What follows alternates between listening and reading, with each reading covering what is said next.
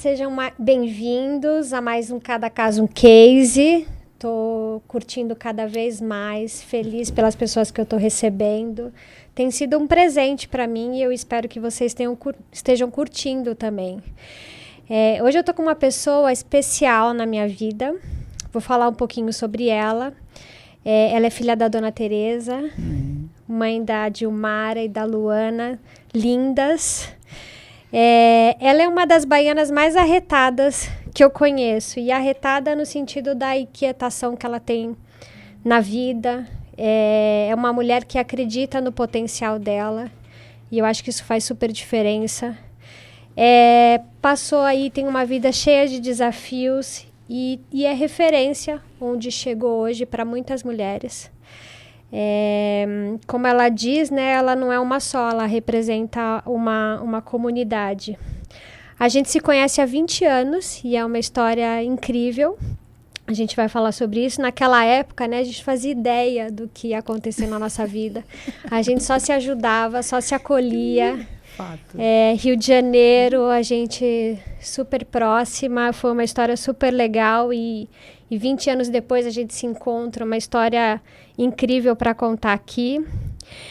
Eu podia dizer do currículo dela que é grande, que é enorme, mas eu vou convidar as pessoas para poder entrar na rede social, que está tudo lá.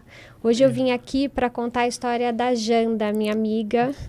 Janda, seja bem-vinda ao Casa um Case. Eu estou super feliz. Espero que seja uma super entrevista que você curta, assim como eu tenho curtido. Bem-vinda. Gente, ela me deixou emocionada logo de cara, lembrar.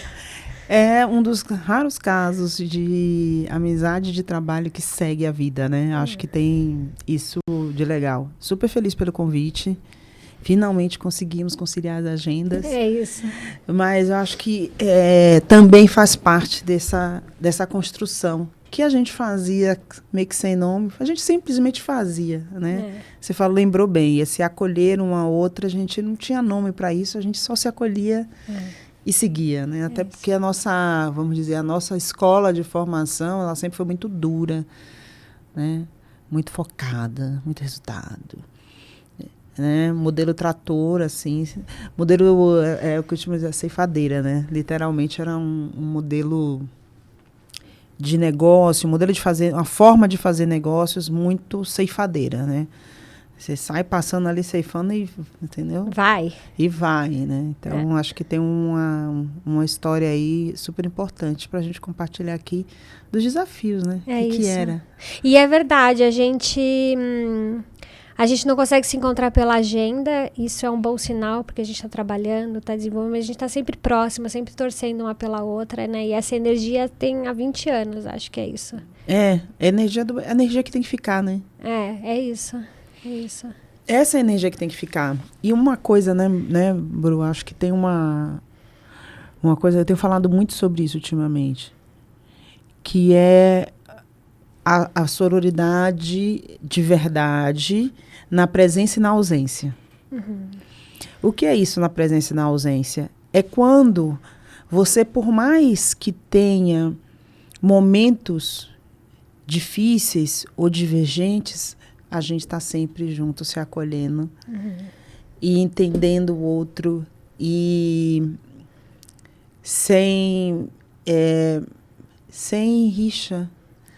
A gente vem de um lugar que a gente acredita que tem espaço para todo mundo, que tem lugar para todo mundo e que dá para fazer diferente se acolhendo de verdade na presença ou na ausência. É verdade. Né? Eu acho que é o que você falou. A gente não precisa estar junto o tempo todo para poder estar torcendo um pela outra ou estar compartilhando a história ou enaltecer a carreira e a vida da outra pessoa. Acho que essa é o verdadeiro exemplo de sororidade, de amizade. É isso. Né? Você não precisa estar ali, unha e cutícula, só 24 energia horas. Por trás, torcendo. Só energia, coração limpo, por trás já é muita coisa. É isso. É isso, a gente... Tô super feliz mesmo e eu queria que as pessoas conhecessem a Janda, porque a sua história, o que a gente vê hoje, tudo que você vem fazendo é incrível, é de tirar o chapéu, mas a sua história de vida é muito, né, para chegar até ali, tudo que você batalhou, E não é de um lado de tristeza. Não, é pelo que você conquistou, pelo que você galgou. E eu queria que você contasse como que a Janda, filha da Dona Teresa, como que foi essa infância. Você é de Salvador? Você nasceu em Salvador mesmo? Conta pra mim um pouco. Então, o mês de julho foi muito interessante para mim, que a gente falou muito sobre esses lugares, né? Sobre o que é você nascer em um ambiente em que a gente tinha muito valorizado a autoestima e do você pode. E do é possível. A gente estava brincando das referências, né? Barbie e o show da Xuxa e Paquita. E alguém me perguntou assim, mas você nunca sonhou? Eu fiz, não. E ficou todo mundo me olhando. Por que você nunca sonhou ser Paquita? Eu fiz porque eu tinha outras referências de beleza, de sucesso, que estava ali, né, meio artístico e tal, mas assim, era uma outra referência, muito mais próxima de mim do que ser Paquita. Ou a Barbie. Então, acho que tem uma coisa de construção familiar que acho que é super importante compartilhar. Então, eu não sonhava ser Paquita, eu sonhava ser Rainha do Ilê. Aí vem a dura realidade. A pessoa não sabe dançar até hoje. Então não ia rolar muito bem. Amiga, entendeu? Não vai dar. Não vai dar, entendeu? Entendi. E tá tudo bem. E o incentivo, sou de uma família de 7, eu sou a número 7, né? Uau. Engraçado, eu sou de 7, é número 7. Aham. Alguma coisa Eu deve amo significar. esse número. Eu não sei o que significa tudo isso, mas alguma coisa deve significar. E eu acabei de completar 50 anos e eu fiz o balanço, meu último setênio, né? O sétimo setênio. Tá. Fechando ali. E aí eu comecei a dar uma olhada para toda essa história, essa construção. O que é que fez eu, apesar de não desistir? Foi essa base. Essa base de família, essa base de mulheres fortes, mãe, avó, tios, irmãs, né, as irmãs, pessoas fortes e que iam. Então, acho que essa construção de família super matriarcal, fato, fez com que eu não tivesse medo. E também não tivesse, uma das coisas que minha mãe sempre falava, e eu repito muito hoje, eu falei assim, gente, você não é obrigada a ficar em nenhuma situação que não te faz bem. Todo mundo pode mudar a sua vida. E a gente veio de uma família gigante, né? Uma família grande. Eles não eram ricos, minha mãe era costureira, meu pai começou a vida profissional dele trabalhando em roça, cortando cana, depois que ele teve a oportunidade de ir para uma grande empresa e construir carreira. Mas o começo dele também foi muito difícil. E uma coisa que sempre perpetuou a nossa família foi, primeiro, educação. 2, enquanto tem vida, tem solução. Então, tá com vida, tá com saúde, todos os problemas são fáceis de resolver. Aí eu tenho uma outra camada, outra camada, que é meus 4 irmãos homens, e eles também foram os posicionadores de, a gente está aqui, vai lá. Então, qual era a minha brincadeira? Por que não a Barbie? Porque eu gostava de empinar pipa.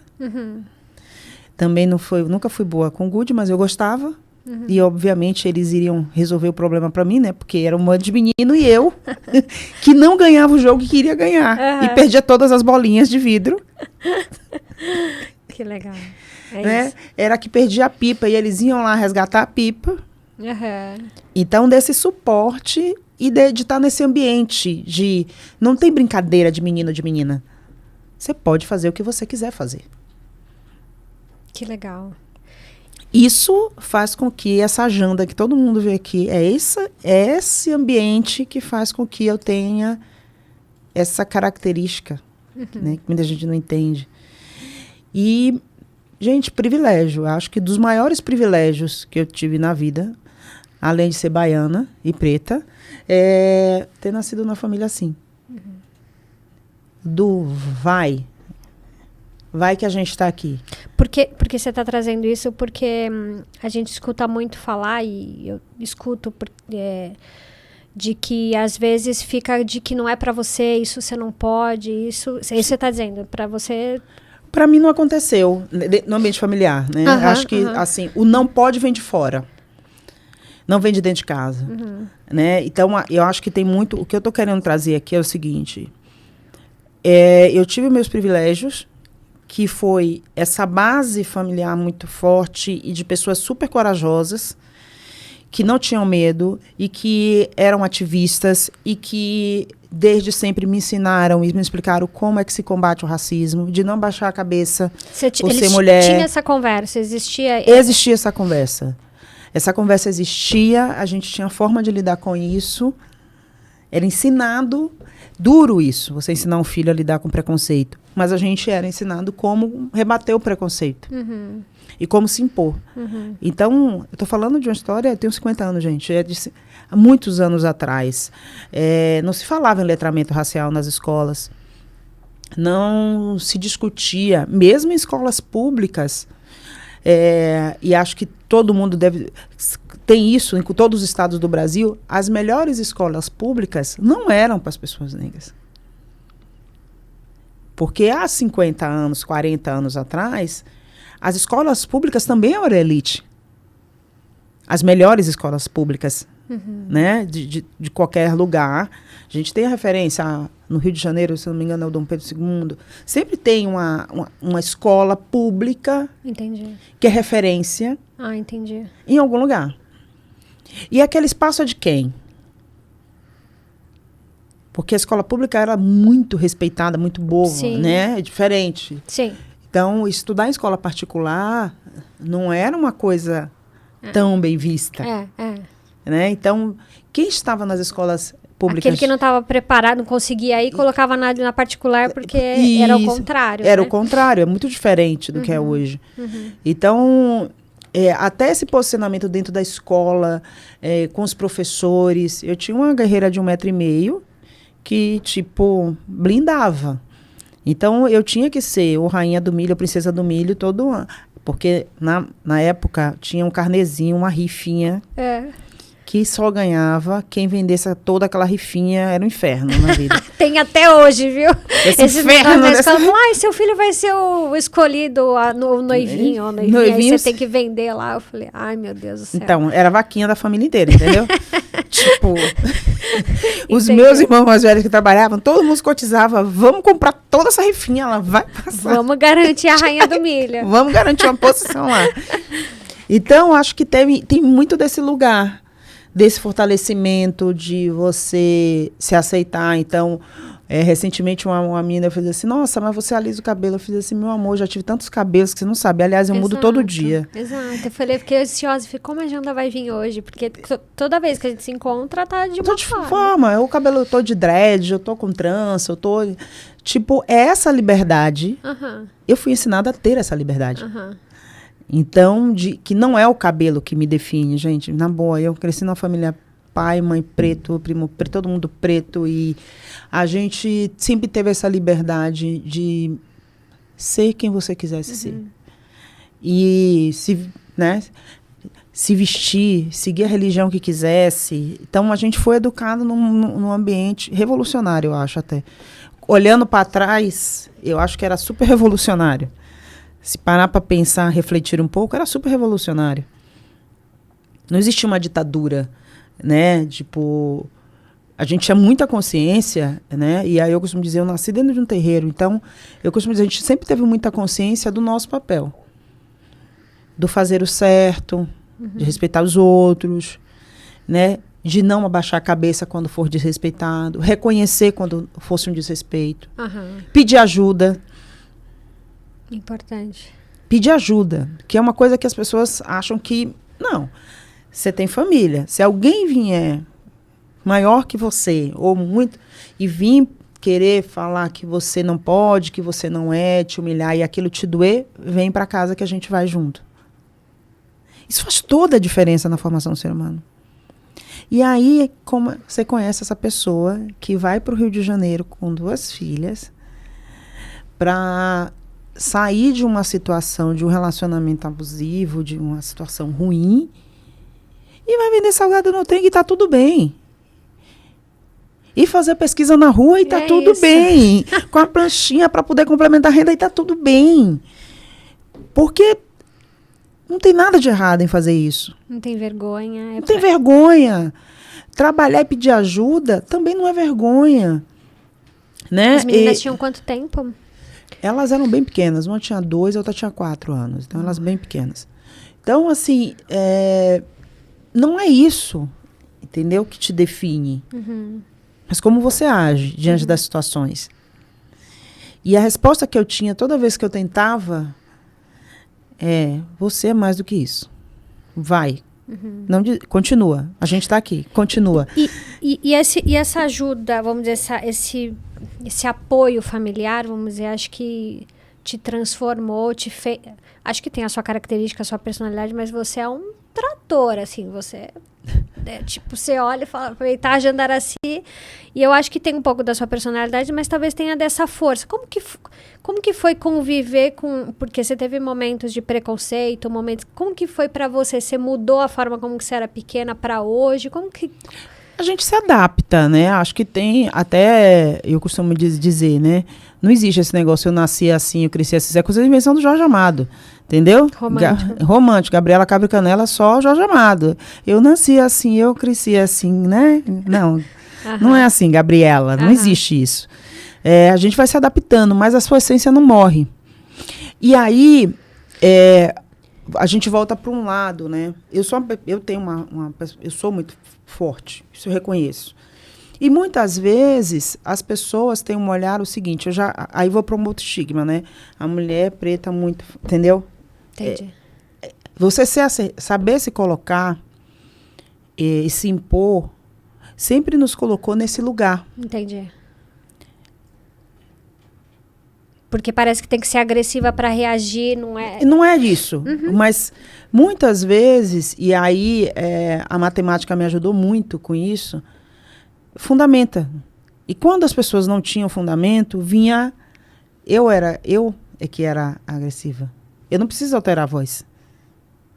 Eu sei. Eu nunca precisei. Eu sei. Você viveu. Você trabalhou comigo. Eu acho que isso é legal. Não precisa alterar. Não existe grito, não existe gritaria. Mas quando as pessoas não tinham muito quanto argumentar uma tese, geralmente elas te colocam nesse lugar.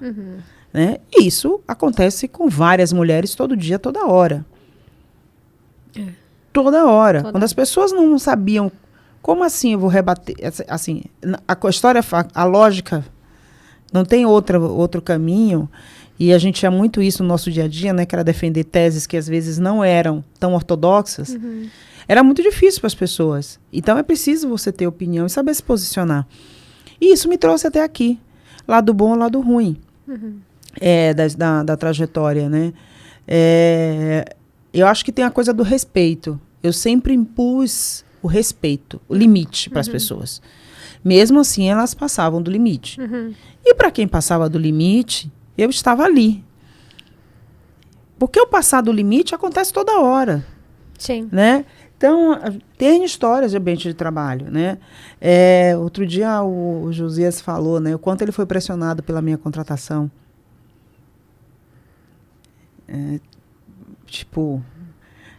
Você lembra do Josias, né? A gente trabalhou junto também. Então, o quanto ele foi pressionado por ter me contratado.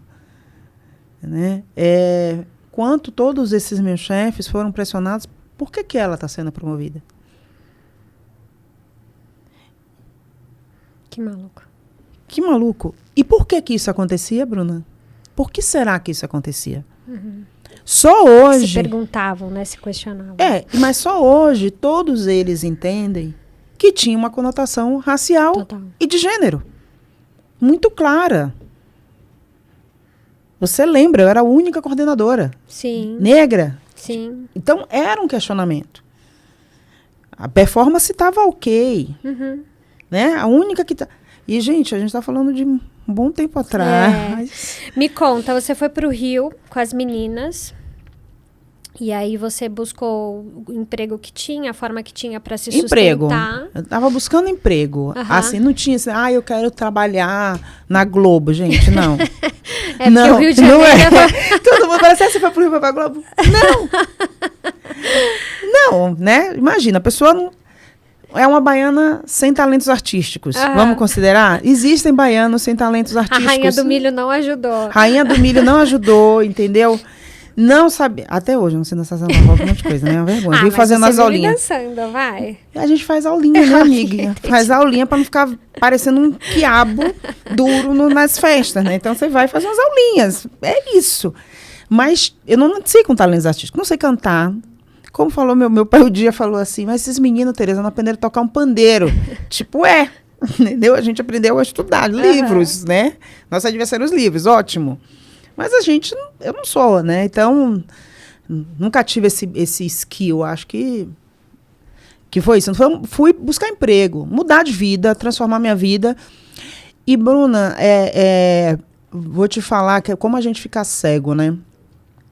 E aí tem um processo... E aí eu não sei se é uma cegueira por mecanismo de defesa ou para não perder o estímulo e manter o foco, né? Eu acho que tem uma mescla. Talvez seja uma mescla das duas coisas. Tinha a questão racial muito clara, porque eu tinha um currículo bom. Para aquela época, você ter estudado ter uma porque formação... Porque na Bahia você se formou... Como que foi? Você se formou formei na Bahia? no Cefet, na Bahia, metal mecânica. Uau! Não era um currículo simples, né? Eu tinha um currículo bom. Na época, tinha um curso de administração já. COBOL, Excel, Pascal. As pessoas devem estar se perguntando, vou convidar aqui a turma de TI para assistir isso aqui e lembrar. Quem é que sabe Pascal, linguagem programar em Pascal? Quem programa em COBOL? Né? Excel eu já dominava. Uhum. Não era uma coisa que eu aprendi. Tem gente fazendo Word até hoje, tenta fazer VBA. A gente já fazia isso há mais de 30 anos atrás, a gente já mexia com planilha VBA. Então, tinha uma formação, que era um diferencial, gente. Saber mexer em Excel, planilha, o domínio de informática. Tem todos os certificadozinhos lindos e maravilhosos para mostrar. Eu não consegui emprego nem para conferente de nota de caminhão, entendeu? Uhum. Trabalhar, receber caminhão. Não conseguia. Recebia a nota. Sabe conferência de supermercado? Você sabe, né? Vai lá, você sabe bem disso. Para conferir a mercadoria que não conseguia.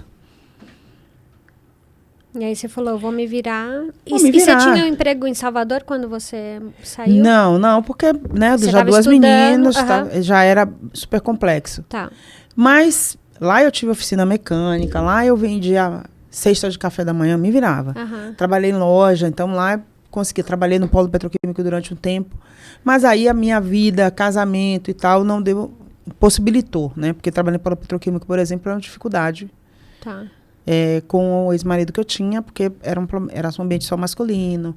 Você tinha turno, você trabalhava, às vezes, 8x12, então era um problema. Tá. Enfim.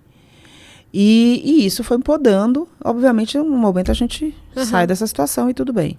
E o problema foi sair da situação. Ele não aceitava sair da situação. Tá. Não aceitava a separação, então isso virou um trauma. Problema. E aí a solução foi mudar de estado para poder... E até para não gerar um problema para a família inteira, né? Tá. Virar uma questão para a família inteira. Porque como uma boa família nordestina, mexeu com tudo, vira uma casa de marimbondo. Né? Então, tem alguns caras que dizem, somos nordestinos, Bahia é Nordeste, tá, gente?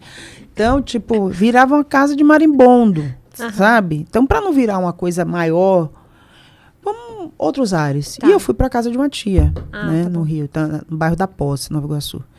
Então, tem essa trajetória. E eu fui fazer a vida. Eu me lembro muito bem quando eu fui, meu pai fez assim, vai tranquila que a gente está aqui. Se precisar, as meninas ficam, volta para cá, não tem problema nenhum.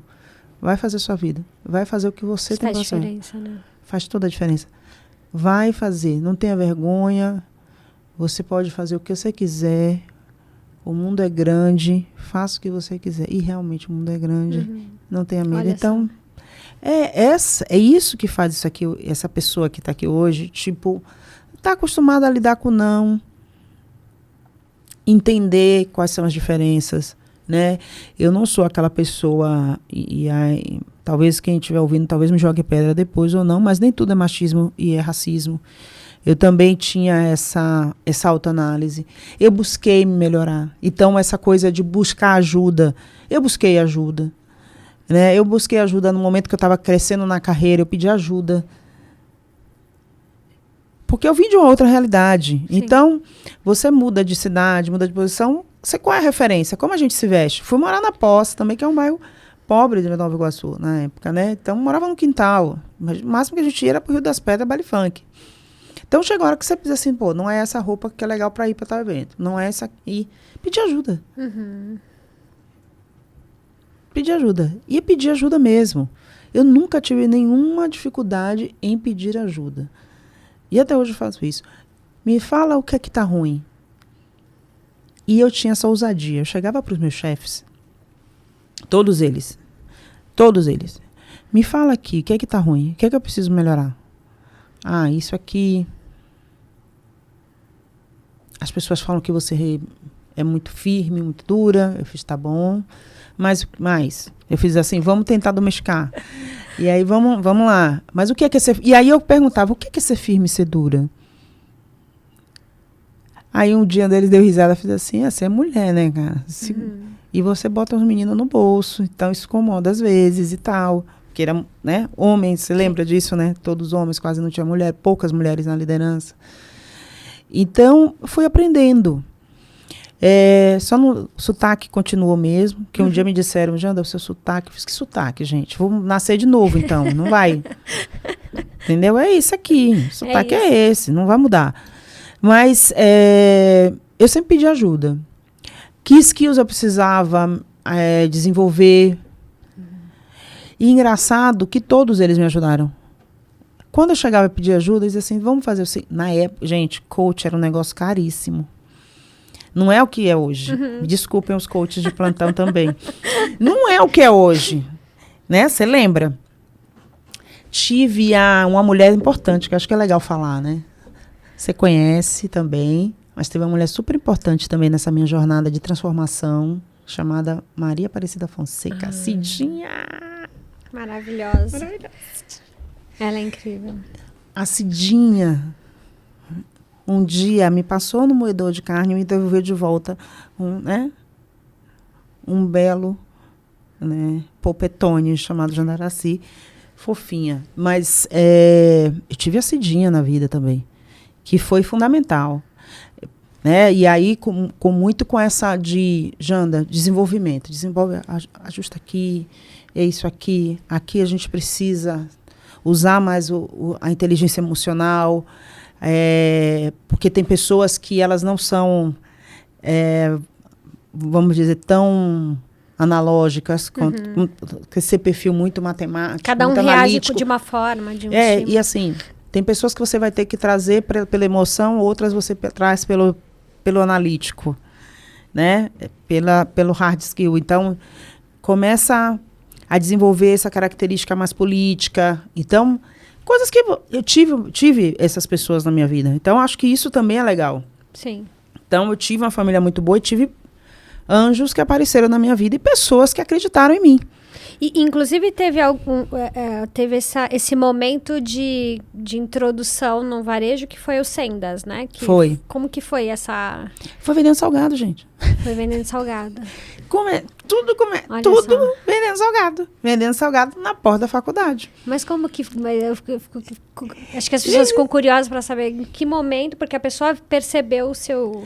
Não, gente, comprava todo dia na minha mão, mas a pressa... Tô entrando para dar aula. Entrava, pegava o salgado e ia comendo, entendeu? Você vendia na faculdade? Na porta da faculdade.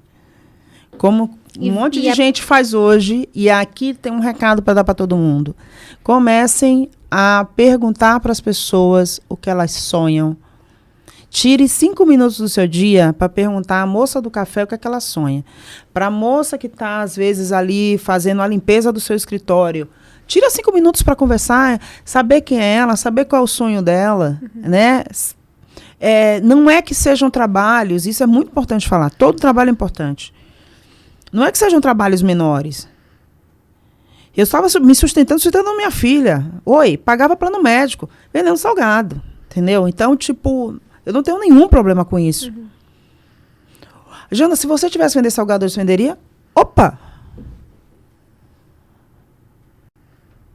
Por que não? Se me der prazer... Você fazia em casa e levava para vender? E levar para vender. E saía vendendo no trem, né?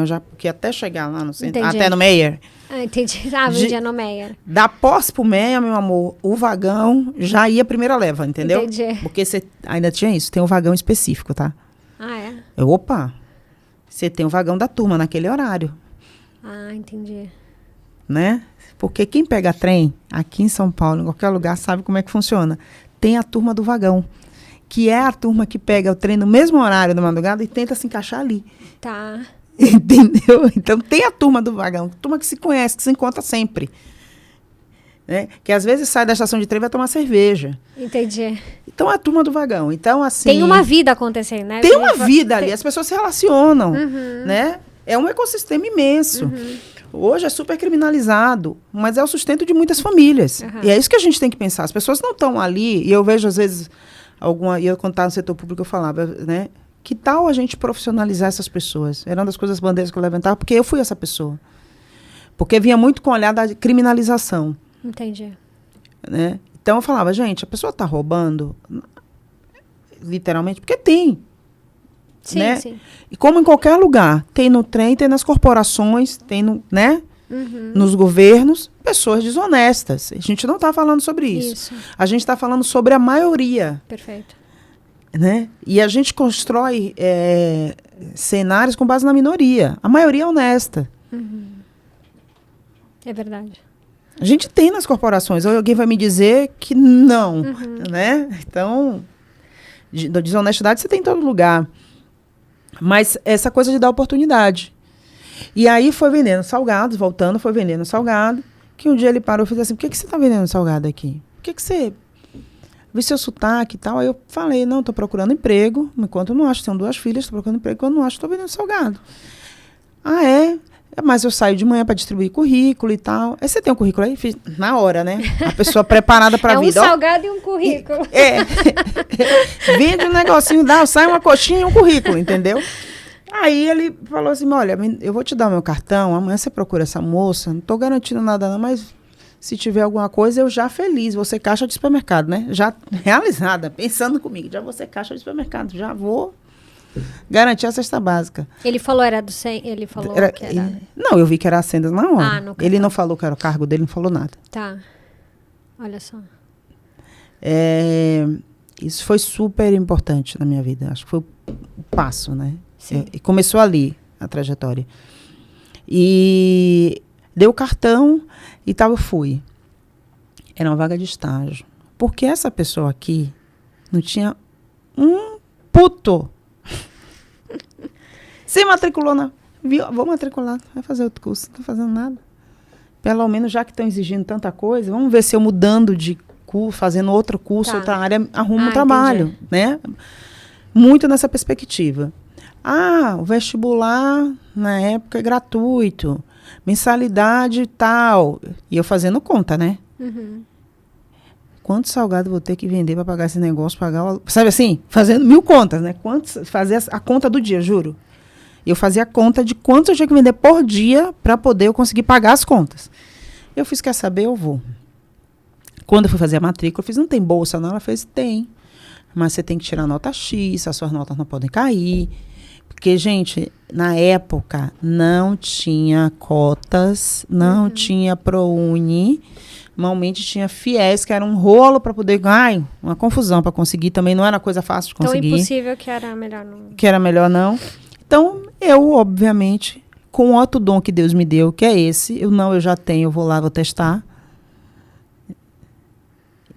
Eu já nasci com não, gente. Eu olho para mim e falo assim, nasci com não, estampado na testa.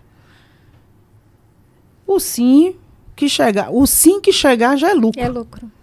Então, eu nunca tive esse negócio de não vou porque não é para mim. Eu já tenho, deixa eu ir.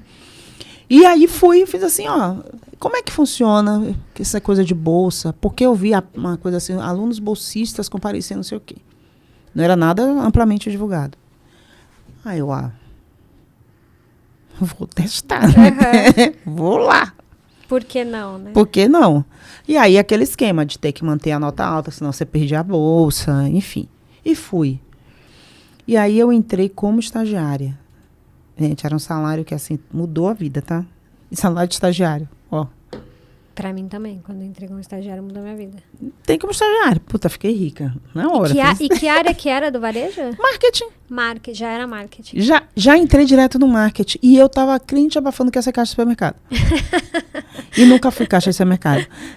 E assim, mas eu jurava que ia ser caixa. Sabe assim, tipo, puta, vou trabalhar no caixa de supermercado. Já pensei. Tá ótimo. Tá ótimo. Não, fui pro marketing. E o resto tá no LinkedIn. Fiz história. Comecei ali e aproveitei todas as oportunidades que surgiram. Que eu acho que é isso. Né? Que ano que era mais ou menos isso? Quando você tava? Foi 90 e... Putz, 96... 90 não, 99. Tá, é porque acho que a gente se conheceu em 2002, 2003. 99, gente. Tamo bem. Você entendeu? Tamo bem. Não, olha aí, a gente se conheceu, olha aí, mais de 20 anos já. Mais de 20 anos. Então, acho que foi essa a trajetória. E aí, eu fui crescendo. Fui mudando. Comecei ali no panfleto, fui mudando. Fui vendo que tinha mais a ver. Porque na época, bom, ainda eu tem, sempre mas tinha tabloides era muito comum. E eu fui...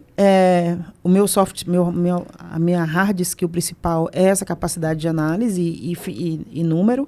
Então, eu tinha muita facilidade para olhar e entender o número. Pronto. Foi migrando para a área de inteligência de mercado, gestão e fui. Isso. Né? Foi isso. Então, cá estou. E aí teve uma mudança para São Paulo um pouco pela aquisição, né? Isso. De que aconteceu do Nas Sendas, Pão de Açúcar. E aí aquela transição, sai gente, entra gente, muda tudo. Eu acabei tendo a sorte, né? O Hugo Vaiande, puf. Não é sorte, amiga. Né? Não, eu tive pessoas e de novo, gente, pessoas que assim, o que para mim eu sempre falo, eu sempre agradeço aos dois, né? Muito. As pessoas que acreditaram na minha competência, independente do meu biotipo, independente da minha origem, elas acreditaram em mim. Que eu acho que é isso que falta hoje nas lideranças. Né? As grandes lideranças mais disruptivas, precisa acreditar nas pessoas. É isso que faz a diferença. Parar de pressuposto. Né? E é isso. A preconcepção de que aquela pessoa não tem perfil para aquilo, ou que não é aquela pessoa que... Eu acho que... Eu acho que... Então, eu acho que a grande marcador da minha história... E tiveram várias pessoas. Mas, assim, eu costumo dizer que o grande marcador da minha história foram pessoas que viram além da aparência. E isso é ser líder. E eu sempre falo, eu exalto esses líderes porque eles foram pessoas disruptivas em uma época que não se falava. E é por isso que eu gosto de exaltar. Gente, quem tem seus problemas pessoais que resolvam. Mas eu exalto essas pessoas que fazem parte da minha história. Porque numa época que não se falava em diversidade de gênero, não existia essa conversa. Pelo amor de Deus. Nem se não era assunto. Não tinha. Ai, tem que ter uma diretora mulher. Ai, tem que ter uma. Nunca rolou essa conversa. E essas pessoas estavam ali super abertas a olhar para a competência, a te ajudar a se desenvolver. Recomendando, olha, então, você vai fazer... Cidinha, ajuda, dá o coach para ela, dá uma orientação. Então, são pessoas que acreditaram. E tem muito desse... Porque feedback, coach, chame o nome que quiser, a gente tem a vida toda, mas tem aqueles que pegam e tem aqueles que não pegam, né? E eu acho que você teve muita clareza daquilo que você foi recebendo... e direcionando isso na sua carreira, né? Sim. Depois você foi para pricing, que também é um mundo... É um mundo. Gente, pricing... É complexo. Que é super complexo. E eu uso até hoje. E pricing em supermercado, então, imagina. Gente, pricing em supermercado. Aí você tem, de novo, as lideranças. Eu tive a Alessandra, nossa Shima. Gente, que nostalgia essa conversa. Que então, legal. E acho que é isso. Você se cercar de pessoas que acreditam nas pessoas. Qual é a grande diferença? E hoje eu falo isso, né? Eu acho que o que eu aprendi com todas elas, acredite nas pessoas. São pessoas. Iguais a você, que estão passando por vários desafios. A gente conheça essas pessoas, as histórias, os desafios, e o que você pode ajudar. Não é criticar, né? É um lugar muito cômodo. E o que é interessante, né? Quando eu penso nisso, você não precisa ter poder para fazer isso. Eu acho que essa também é outra coisa legal que eu aprendi com eles. Você não precisa ser poderoso, ser o dono. É porque eu tenho... Não, você pode ajudar alguém com coisas muito simples. Ajudando a se desenvolver na carreira. Dando dica de, olha, putz, eu não consigo te dar ou te colocar em outro lugar, mas faz um curso XPTO que isso pode te ajudar. Procura desenvolver isso. Então, são coisas... A vida é feita de detalhes. Falando de varejo, né? Retail was digital. É isso. É os detalhes. Não, e eu lembro, a gente fala brincando 20 anos atrás, mas eu era uma menina que cheguei, que eu ia falar, você vai atender os Sendas agora lá no São João do Meriti. Um lugar tranquilo. Lugar tranquilo. E eu lembro que eu chegava no aeroporto e o taxista estava lá, você vai voltar que hora? Você não pode voltar depois das 6. Tinha isso, não tinha? Eu lembro claramente dele me falar isso. Não, a gente ficava desesperado quando dava... Lembra que a gente ficava desesperado? Bruna, vai embora. Vai embora, que vai ficar perigoso. E você numa... Então, esse cuidado, esse olhar, essa dica que você está dando, você teve muito assim na minha vida, porque lidar com varejo é um desafio. Você lidar com números, mostrar resultado, né? Dizer se estava bom ou ruim... E as pessoas ainda levam. E assim, a missão de quem faz isso, né? Que as pessoas tomam pessoal. Né? Gente, eu não tô falando de você, é o número. Exato. Então, quando era notícia ruim, então era mais difícil. E você sempre me preparava, né? Eu acho que teve esse olhar comigo, pelo menos, eu posso reconhecer. E acho que você foi encontrando pessoas no seu caminho que às vezes a gente nem sabe, mas que você acabou ajudando de uma certa forma. E eu sou super grata porque realmente você fez diferença para mim nesse momento no Rio de Janeiro, assim. Então foi... Obrigada, não sabia. Fez muita diferença. O varejo a gente aprende todo dia, né, Jana? Não é que a gente foi lá em 20 anos atrás e aprende todo dia, toda hora todo mundo aprende. E faz muita diferença quando as pessoas... E você estava falando sobre os nãos ou ser mais forte, né? Para mim era o caso de que eu tinha 18 ou 19 anos naquela época, eu tinha cara de 12. Então as pessoas não acreditavam no que eu falava. Ainda tem cara de menina, né, gente? Vamos considerar. Então às vezes precisava ser mais forte, falar mais alto para poder as pessoas te ouvirem, né? Então quando você encontra alguém que entende o seu trabalho, eu acho que foi importante aquilo para mim no varejo, porque eu amo trabalhar com varejo, mas acho que esse começo fez muita diferença na minha carreira. Que bom. E era muito... Isso é a sororidade. A gente nem sabia que estava fazendo isso, mas a gente, olha... Vamos juntas, porque vai ser difícil, né? Vai ser difícil. Bruna, me conta aí como tá o resultado da agenda, difícil. E aí a gente combinava um discurso e alinhava para poder a pessoa não achar que era pessoal, né? Porque hoje eu falo o seguinte, quem trabalha na área financeira, principalmente, que tem que mostrar resultado, na área de gestão de resultados, na área de análise, né, de categoria, gente, só tomava pedrada. Porque as pessoas tomavam, os gestores, eles achavam que a gente estava acabando com o trabalho. Você está acabando com o meu trabalho. Para mim, isso pode me desempregar. E não era. Não tem como burlar um número, né? Também tem uma questão ética. Sim. A gente, inclusive, se dava... Eu até, né? Você também. A gente até dava sugestões, caminhos, possibilidades, super outliers. Né? Olha, tem algumas sugestões que tá ruim, mas tá bom, tem jeito, né? Tá ruim, mas tá bom, mas tem jeito, entendeu? É isso. E você ficou quanto tempo no GPA?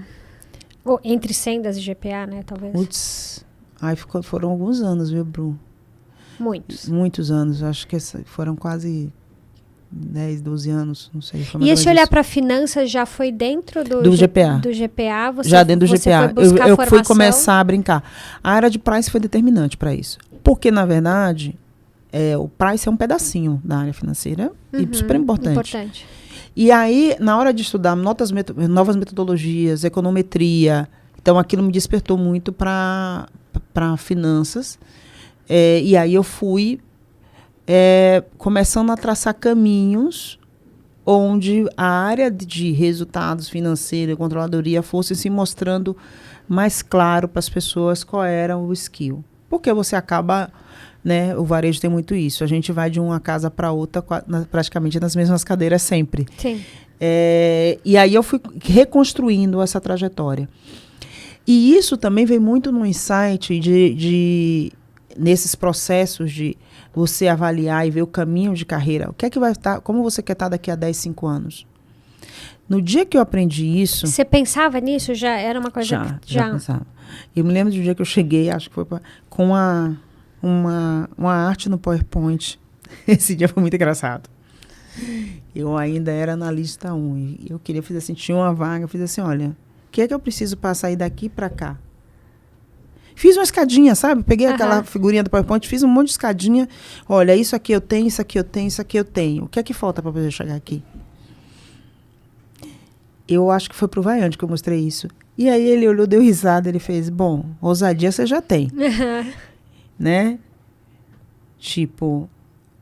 E aí ele começou a desenhar. Olha, você precisa fazer isso, faz um curso disso, melhor aqui. Fala assim, eu vou te chamar falando para ajudar, vou te botar para participar na reunião. Me deu um papo. E aí depois vieram essas pessoas. E aí eu comecei a desenhar. Aí tive a Cidinha que me ajudou a fazer um plano mais estruturado, né? Pessoa de RH, né? Sim. Me ajudou a fazer um negócio mais estruturado. E eu faço isso todo ano. Eu olho qual é a foto. Aí assim surgiu a história de conselho. E aí surgiu... É isso que eu queria te perguntar. Como é que surge isso? Planejei. Tem gente que fala assim, eu não planejo nada, não chegar, eu planejo. Eu planejo, meus movimentos são estratégicos, sim. Eu até li sobre você, que você está buscando recurso e patrocínio para que você quer escrever um livro. Acho legal isso, porque você tem as suas metas, você tem o objetivo, você tem, né, achei... Sim. E quem te acompanha vê muito essa clareza em você, né? Essa assertividade, né? Eu vou. É isso. Eu vou. Mas você vai com foco. Com foco, né? Hoje eu tenho uma pessoa que sempre está me dando alguns conselhos. A gente contratei ela um tempo atrás, num processo de... Que você chega nos 40, você precisa olhar qual é o movimento. Porque senão você vai pro poço de piche, né? Que fica sofrendo, já não é mais a mesma coisa. E outra fase, outro ciclo. Outro ciclo. A vida é um grande videogame, gente. Tem que saber o momento de mudar de fase. E eu aprendi isso eu tive, de novo, eu considero, com muitas dificuldades e muitos desafios, eu fui muito privilegiada. Porque eu consegui entender o mecanismo do jogo há muitos anos atrás. E uma outra característica minha, juntando isso, né? Eu aprendo rápido. Erro rápido, aprendo rápido. Mensagem dada, eu vou. Né? Captei qual é o caminho. Não é essa aqui? Vamos para a próxima. Então, eu não fico apegada. Entendi. Eu não me apego. Eu não me apego à posição, não me apego à cadeira, não me apego... Não, gente. Próximo. Isso aqui não foi. Era isso, tudo bem, vamos tudo bem, próximo, vamos fazer. E aí, a vida é para quem se movimenta. Acontece para quem se movimenta. E se teve uma coisa que eu aprendi a me movimentar, mas não é qualquer movimento. Porque senão você fica ricocheteando por aí, não é nada. Mas não é qualquer movimento. Dando volta aí. Né? Então, é saber que movimento você vai fazer. Por isso que eu considero, de novo, vem lá o Momento Nerd, um grande videogame. Né? Você tem lá um momento fazer água, sempre volta a fazer água no joguinho, mas aí você vai afogar, não. Mas faz parte. Eu tive empresa. Isso que eu ia falar, teve um momento empreendedor na sua vida. De novo, que eu era empreendedora, Sim, gente. Eu sim. vendia salgado, era verdade, empreendedora. Por favor, verdade. gente. Respeita as empresárias da rua, né? razão. Respeita os empresários da rua, por favor. É verdade, é o seu negócio, Era né? meu Por negócio. favor. E aí eu voltei a empreender. E, putz, outro aprendizado. Como é que você empreende? De novo, volta pro mercado para empreendendo. Sem medo. Eu nunca deixei de fazer as coisas que eu estava empreendendo. Lembra que a gente, Mulheres do Varejo, já estava com o meu negócio. Eu lembro. Quando fundou Mulheres do Varejo, lembro. né? E, cara, ali, ó, tranquilo. A vida de empreendedor é mais difícil? É. Vai ter coisa que você não vai conseguir fazer porque você está ali administrando um fluxo de caixa que é variável? Vai. E tá tudo bem, faz parte do game. Mas eu nunca me sentei numa posição de dizer, ó vida aos céus, não é meu perfil. E, gente, tudo bem quem é assim. Cada um é de um jeito e é essa a beleza do mundo. Mas eu nunca fui essa pessoa do bichinho, ó vida aos céus, senta, lamenta e fica chorando. O problema tá ali, a gente vai e resolve. Mas muito com esse mindset de, enquanto tem vida e saúde, tem solução. Só para olhar, porque tudo na vida tem saída. Não existe labirinto sem saída. Tudo se resolve. É isso.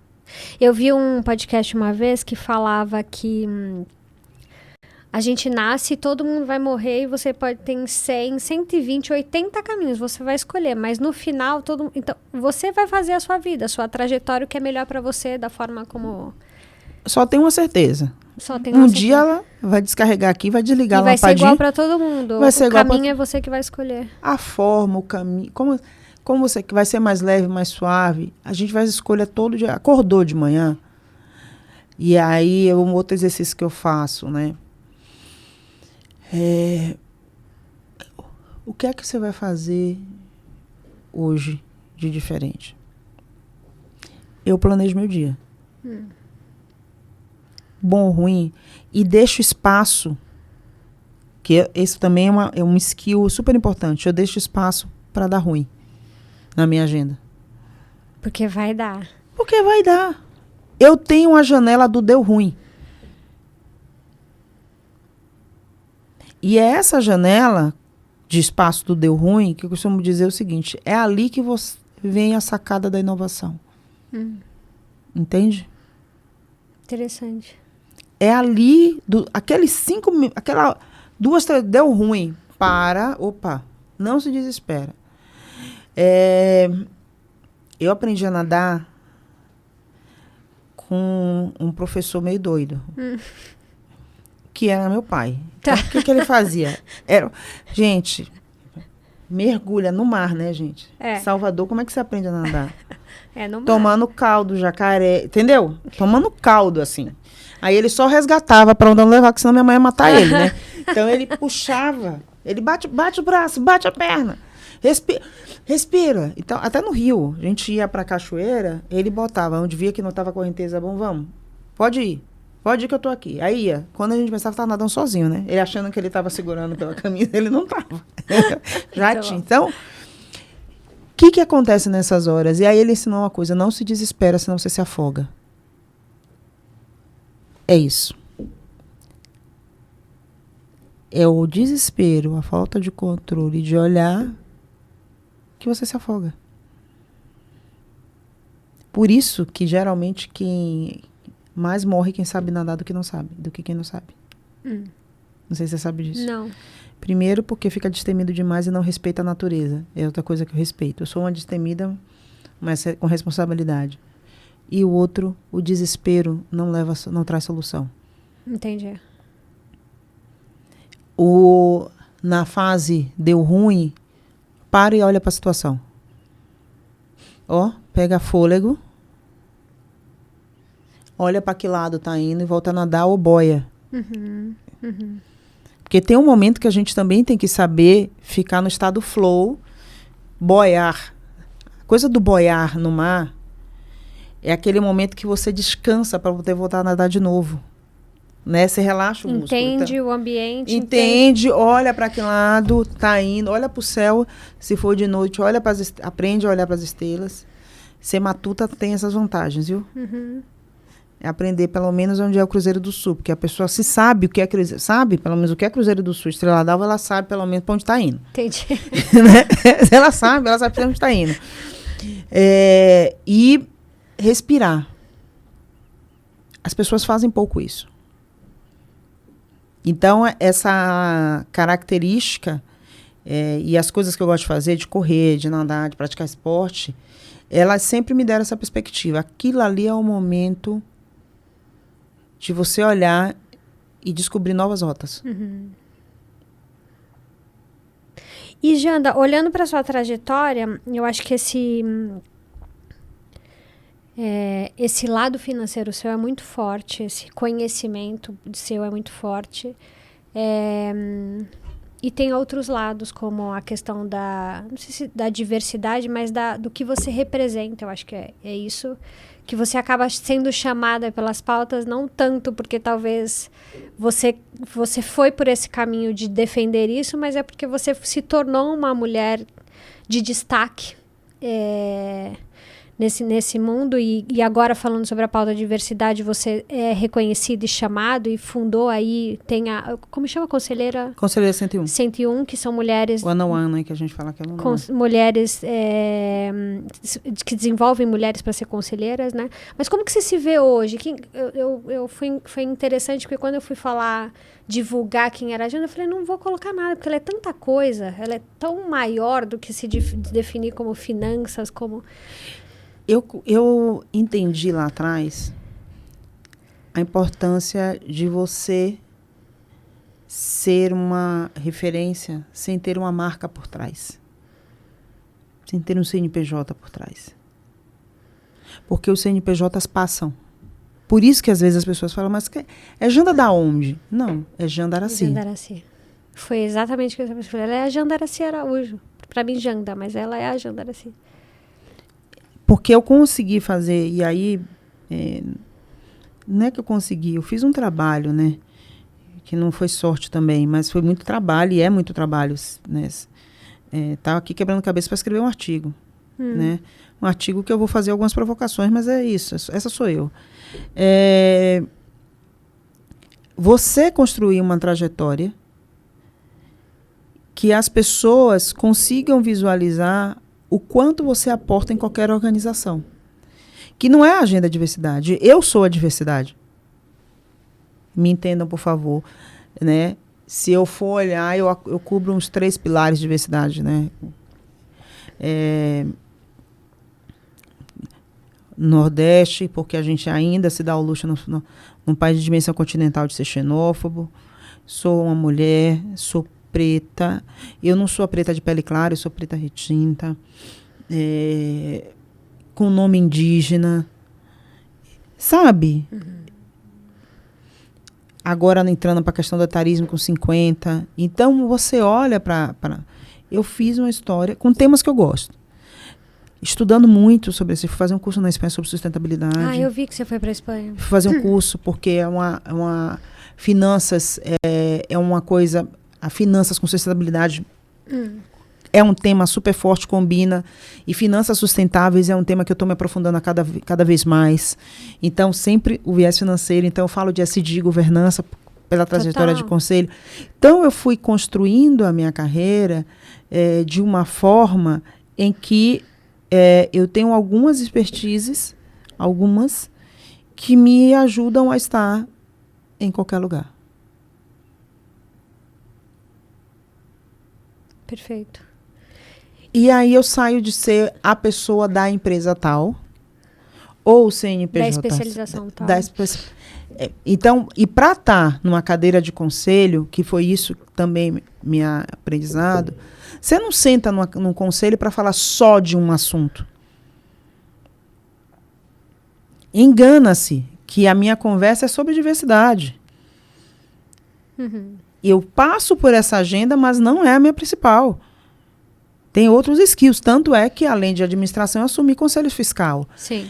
Muito com esse olhar, né? Então, eu não saio da minha cadeira de especialização finanças, mas eu consigo ter uma visão de helicóptero sobre todas as áreas da empresa. Perfeito. E o mais importante, e que isso dá que acho que isso que é legal, Bru, que você perguntou. Como é que define? É ainda uma mentalidade muito de todo mundo, mas eu coloco que é da onde? Não precisa me colocar. Eu sou Jandaraci. E isso é para poucos. E não é da empresa X ou Y. E eu acho que isso é uma construção que eu recomendo que se faça numa trajetória de carreira, sem pular etapas, mas você tendo muita consciência de que movimento você está construindo. É uma construção. É isso. E é clareza. Por isso que eu falo. São movimentos estratégicos, planejados, e o olhar para que caminho você vai seguir. E segue sua verdade. E sem a gente se falar, a gente tem uma conexão muito grande, né? Porque é muito caminho que aconteceu para mim e que eu escolhi para mim, né? Ser a Bruna Falani. Exatamente. Você é a Bruna Falani, gente. Então, acabou. Mas é que você traz uma clareza na explicação que eu me identifico muito nisso. É isso. Eu quero ser a Bruna Falani. Ora eu tô aqui, outra eu tô aqui, mas... É porque a gente passa. Eu costumo falar muito para as pessoas que se apegam ainda. Tem muita gente apegada, Bru, com o cargo, a empresa. Ai, porque eu fiz assim, gente, tudo isso passa. E um dos propósitos do Cada Caso um Case, Jana, quando eu comecei a pensar no podcast, é que eu quero conhecer a pessoa além do crachá, além da cadeira que ela está sentada hoje. Né? Porque essa pessoa tem uma história, essa pessoa vai continuar, essa pessoa contribui de uma série. Lógico que a empresa faz ela aprender, ou tem uma notoriedade às vezes diferentes, mas ela é além da empresa. Né? E eu acho que a gente construiu isso, a gente está além disso, e eu quero trazer as pessoas para falar, me conta, não é que eu quero que você fale da empresa tal, não, eu quero que você conte sobre você, sobre a sua história, porque eu acho que isso é importante, as pessoas valorizarem, né? Porque parece que saiu de uma empresa grande e acabou a pessoa. Não é? Eu acho isso louco. E aqui vai...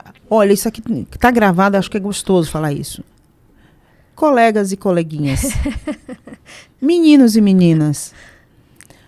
Parem com essa bobageira de só estar conectado quando a pessoa está numa posição ou numa empresa XY. Isso é tão old school. É tão pobre de espírito. Para de perguntar onde você está e pergunta como você está. Como, não é onde. Porque a vida é uma grande roda. Hoje a gente está aqui, amanhã está aqui, né? E faz parte. É isso. E tá tudo bem. Assim, às vezes, claro. E são escolhas individuais. Às vezes a pessoa escolheu. Exato. E tá bem. Por isso que é mais importante. E se não cabe pra você, tá tudo bem. Não julgue, porque a pessoa é a opção da pessoa. Da né? pessoa. Acho que esse é o ponto. Não pergunte onde a pessoa está. Qual é seu cargo hoje, mas pergunte como elas estão. Que você pode se surpreender com isso. Porque as pessoas podem estar felizes, não estando em lugar nenhum. E não estando com posição nenhuma. E tá tudo bem. E eu tenho essa sensação, não sei se você vive isso, de uma liberdade de escolhas, né? Essa liberdade é para poucos. É para quem entendeu. Mas eu acho que é na cabeça, assim, sabe? A pessoa a limitação da cabeça mesmo, não é? Bruna, ninguém diz que não pode, mas você escolhe. Bruna, se chama... Isso é uma evolução. Até talvez espiritual, mas é assim. É para quem entendeu o jogo da vida. Porque se você só se conecta com pessoas porque elas estão no setor tal, na área tal, são isso, são aquilo, cara, não entendeu nada. Não entendeu nada da vida. Por isso que eu sempre falo que é muito importante a gente ser quem a gente é, independente de onde a gente esteja. E essa coisa da vida que é cíclica. É isso. Todo mundo se encontra. O mundo, ao mesmo tempo que ele é grande, ele é pequeno.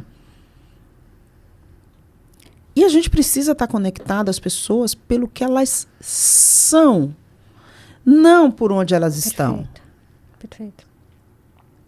E esse, acho que é o grande ponto. Se você quer ser grande, seja grande na alma. Tenha a mesma conexão, o mesmo carinho, o mesmo respeito com alguém que limpa o chão, como o presidente de uma grande empresa. Perfeito. Saiba ir da favela ao luxo na boa. E aí, quando eu falo favela, que é meu lugar. Dá para ir dançar samba delicioso, lá com a turma de Paraisópolis, comer um feijãozinho e depois tá no fazano com nossa amiga Van Sandrini, tomando vinho. Maravilhoso. É isso. É isso, entendeu? É estar conectado com gente. Fim. Perfeito. Gente do bem. E acabou. E deixa eu te fazer uma pergunta sobre essa sua trajetória, essa diversidade desse olhar de oportunidades de carreira, que você chegou a ter aí um desafio no governo, né? No Banco do Povo, né? Quais foram os aprendizados? Como você olha e traz isso para a sua carreira? Eu sei que tem o lado de finanças que contribuiu para isso, mas... Gente, ontem eu estava conversando com que foi outro momento que a gente se encontrou, né? Que você já estava lá. Mas eu vou te falar, foi uma experiência intensa. 2 anos, né? Que o governo você conta 2, porque o primeiro ano, o segundo ano. Uhum. Mas eu vou falar para você de extremo aprendizado. Foi uma das maiores escolas da vida. E vou falar por quê. A gente que vem de privado, a gente tem um hábito de... Bom, vamos lá, cheguei, deixa eu entender a equipe, vou formar minha equipe, vou, né? Estabelecer as metas. Uhum. Primeiro que você não estabelece nada, que quem estabelece é o plano plurianual, vai ser aprovado na Assembleia Legislativa ou na Câmara do Congresso. Entendeu? Tá. Não estabelece nada. Já chega lá, já está definido. Tá, meio que primeiro que o primeiro ano você está executando, você tem que executar o plano plurianual que foi aprovado pelo governo anterior. Tá. Ponto. Então você não tem, não é como você quer. Tá. Segundo momento meu amor, que formação de equipe, o povo é concursado. Entendeu? Gostou, não gostou, se vira. Aprende a lidar com as pessoas. Não é formar equipe. Forma equipe, o governador forma equipe. Entendi. Desceu 2 degraus, vai ter que lidar com aquela turma toda ali. E detalhe, tem uma composição. E aqui, um outro mito que eu gostaria de desfazer, que é a questão política. Todos nós somos seres políticos, ponto. Mas você está no exercício público, você desenvolve habilidades políticas que nenhuma instituição privada vai te dar. Uhum. Porque você vai conversar com outro modelo. Não é que o cara não concorda com a sua ideia. O cara é opositor. Declarado e literalmente. E você vai ter que sentar para negociar com essa pessoa. Entendi. Você não vai falar só com quem é best friend. Uhum. Você vai ter que falar com todo mundo. Uhum. Vai ter que receber todo mundo. E todo tipo de pessoa. Isso é o setor público. Uhum. E o mais rico, eu tinha 1.250 pessoas comigo.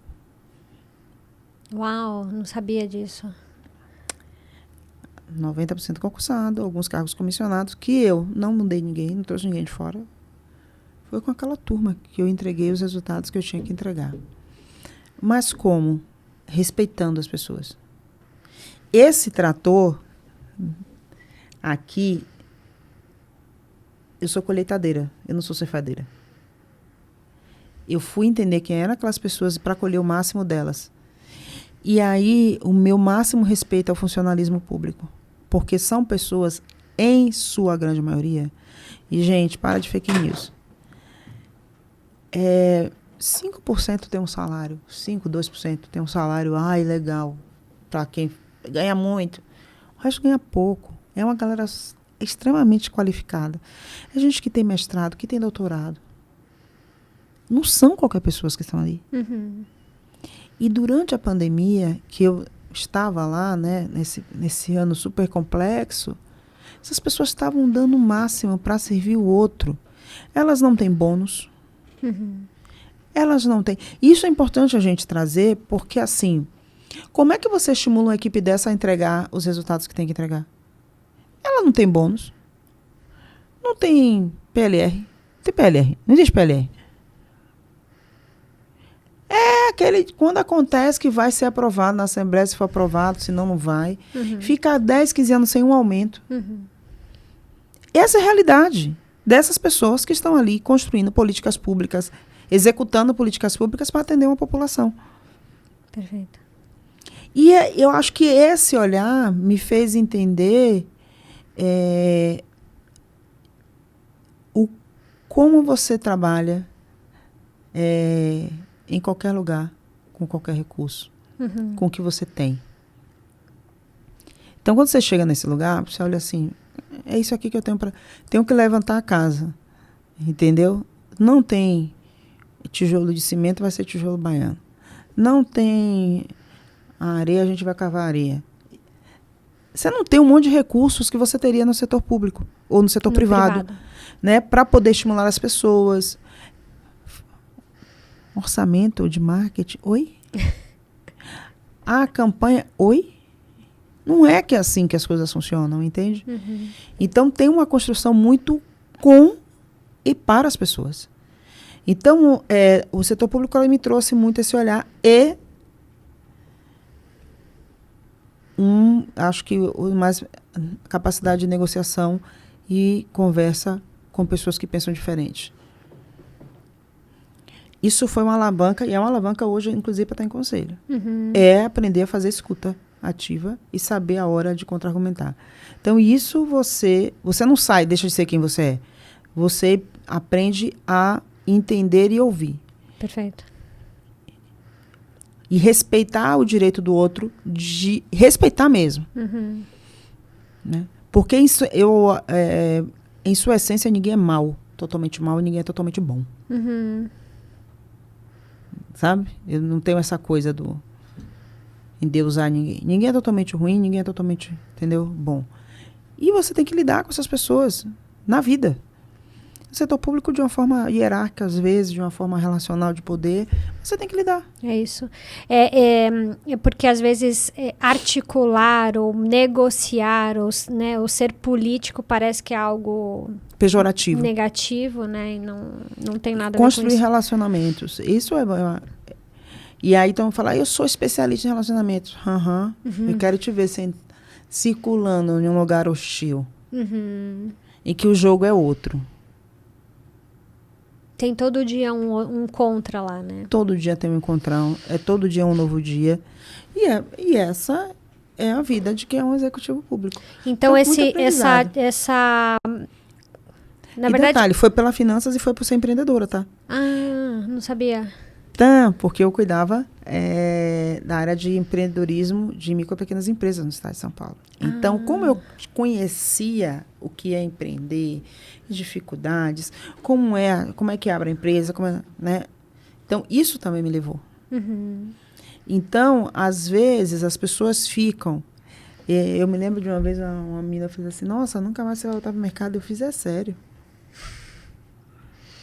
Porque tem uma empresa e tal. Eu fiz assim, é sério mesmo que você acredita nisso? Foi o que me levou para exercer um cargo público, ter tido uma empresa. É isso. Que foi vendida em 2019. Ter tido uma empresa. Olha aí. Você sabe que quando eu escolhi ser empreendedora ou ter minha consultoria, eu ouvi do tipo, mas você tem idade para ir trabalhar numa empresa para ganhar um grande salário, né? Por que você vai empreender? Tipo... Como se fosse uma coisa pejorativa. Oi? É isso. Cada uma. Então, é aprendizado de novas formas de se relacionar, porque o relacionamento a gente tem o tempo todo, em casa, né? O tempo todo. E esse olhar de budget zero também, de que eu vou ter que trabalhar com... Budget zero, recursos zeros. E humildade. Porque ali tem muita gente para te ensinar. Né? Eu acho que também tem esse olhar. E você não chega trocando as pessoas, sabe? Como você é acostumada a fazer no setor público, no privado. No privado você monta a sua equipe, você passa um mês, troca o gerente. Não, meu amor. Você vai trabalhar com todo mundo que está ali. Que aquelas pessoas têm história para contar. Entendeu? Conhece a máquina pública. E você precisa delas para não escorregar na primeira. Porque o direito público é totalmente diferente. O direito administrativo público, a legislação, você precisa entender os trâmites. Você precisa daquelas pessoas. Então, é você trabalhar... É você se inserir naquilo, né? Se inserir e usar os recursos que você tem. Para quem é empreendedor, você tira de letra. Sim, sim. Porque a gente vem da escassez. É isso. Entendeu? Tipo... É isso. para quem começou a vender com R$ 20 para fazer no do dia 50, para continuar a fazer 60, para poder... Essa fui eu. Isso aí, tipo, de novo, olha, qual é o melhor caminho? Deixa eu escutar as pessoas, entendi, vou manter aqui e valorizei essas pessoas. Perfeito. O palco não era só meu. E isso é uma outra coisa também que eu gosto de trazer. O palco nunca é só meu. Então, foi receber um prêmio... Tem alguns meses eu recebi o prêmio do Mulheres Inspiradoras. Eu chamei outras mulheres para subir comigo no palco. Eu chamava quem estava trabalhando comigo para estar comigo no palco. E acho que isso é importante. Né? Você valorizar as pessoas. E valorizar o outro, respeitar a história do outro. Eu chamei todo mundo para estar no palco. É isso, Bruno. É fazer isso. É isso. E quais são o que você está fazendo hoje? Quais são os seus desafios? Gente, os desafios. Nossa, tem um monte. Gente, estou em conselho de tanto administração como fiscal. Estou estudando pra caramba, né? Estou estudando mesmo, porque toda hora surge uma coisa nova. Te falei, estou indo estudar um projeto de lei. Né? Quando eu cheguei aqui, estou indo olhar um projeto de lei. Daqui a pouco eu tenho que olhar um projeto de lei para poder ver como é que vai ser, analisar impacto e tal. Então, eu sou uma pessoa que estou sempre em movimento, estudando, mas me respeitando muito. Hoje, com mais liberdade ainda de dizer nãos. Importante. Eu acho que isso é importante. Construir uma trajetória de dizer mais não do que sim. Nem todo lugar me cabe, nem tudo lhe é permitido, mas nem tudo lhe convém, é um fato. Então, você não precisa estar em tudo, você não precisa estar em todas.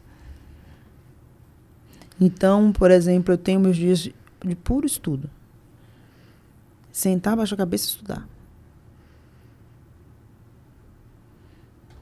Então, é o que eu tenho feito. Conselho de administração, estudado pra caramba e vivendo, respeitando a vida. É isso.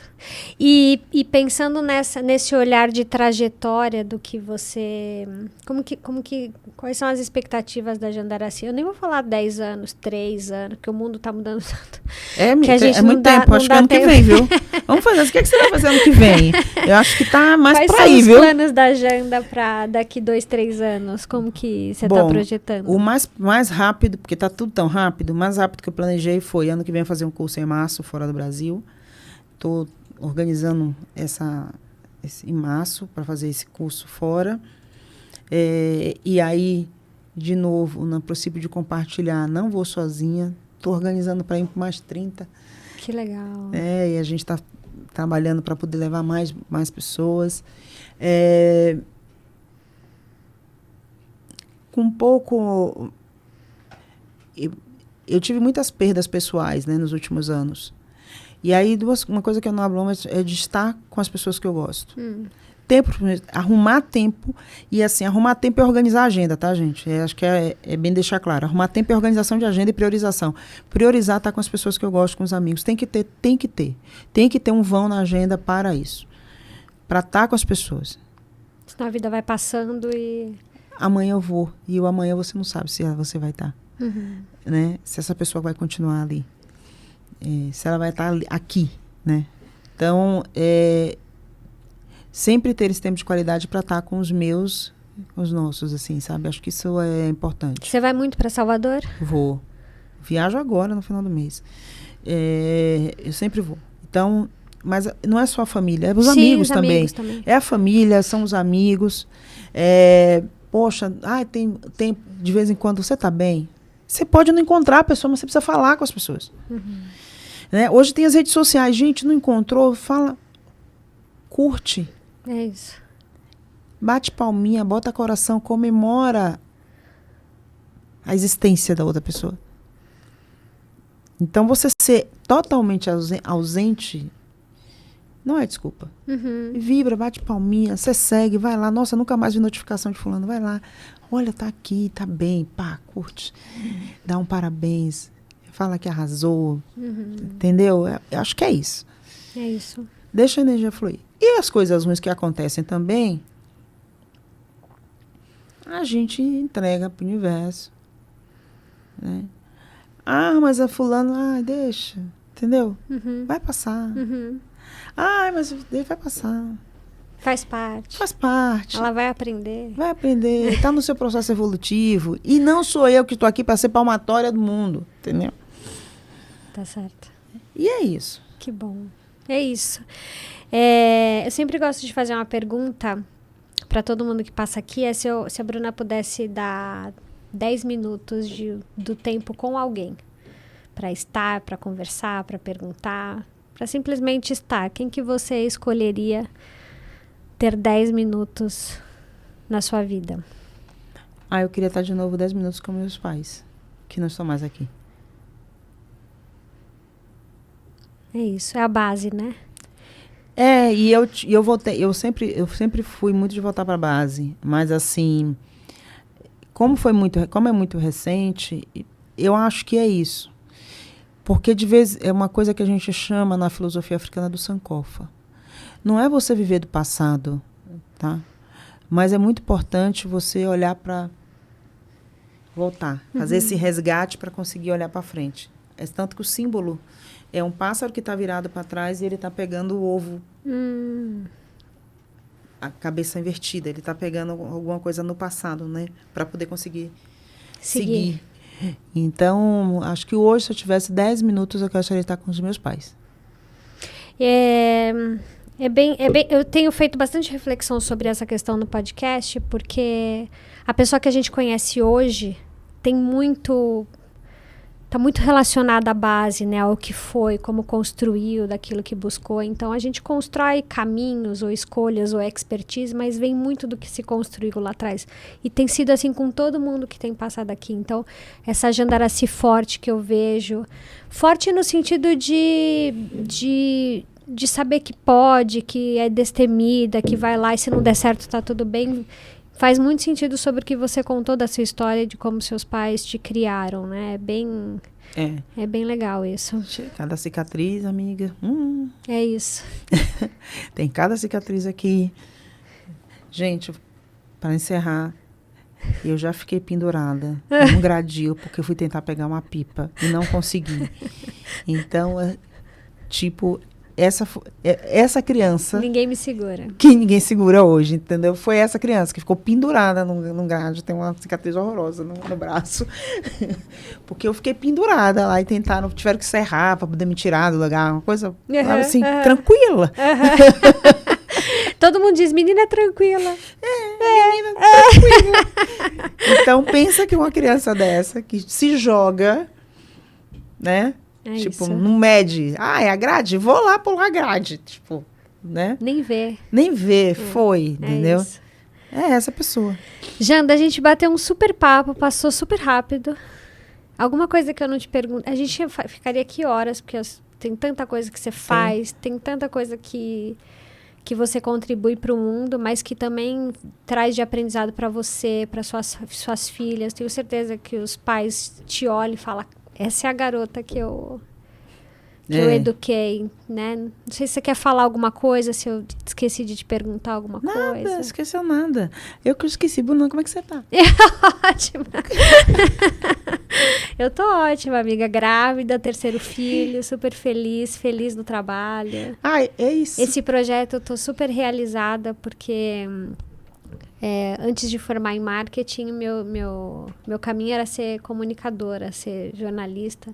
E, de uma certa forma, acho que isso aconteceu alguns anos atrás, alguns anos depois. E ter a oportunidade de convidar as pessoas quererem estar aqui, estar disponível, né? Numa agenda tão corrida. Então, eu tô super bem, tô super realizada. É isso. Viu? É sobre isso. É sobre isso. Janda, eu queria agradecer.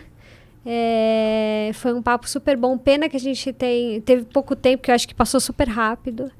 Senão a gente fica aqui até amanhã. A gente fica aqui até amanhã. Tem as crianças para buscar. Tem as crianças. Para buscar. Mas eu queria muito te agradecer. A gente se conecta sempre, a gente está sempre dando um coraçãozinho, um oizinho e se falando. Mas eu torço super por você. Obrigada. Estar aqui também acho que significa o quanto a gente importante uma para outra, como a gente tá sempre juntas. Então foi ótimo, obrigada mesmo. Espero que tenha sido bom para você. Eu que agradeço pelo convite mais uma vez, por não ter desistido de mim. Imagina. Não desistiu de mim.